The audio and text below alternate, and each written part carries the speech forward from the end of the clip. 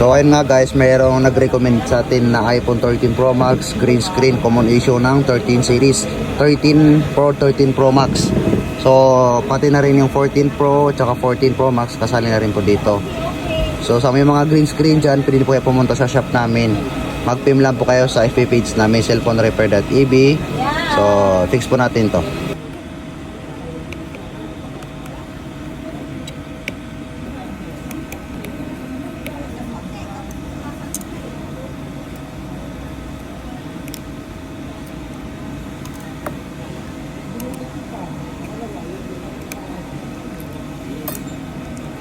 So ayun nga, okay na po yung iPhone 13 Pro Max kanina na green screen.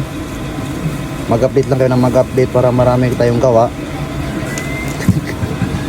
So sa may gusto magpagawa sa amin, pag-message lang po kayo sa FB page namin, cellphonerepair.eb.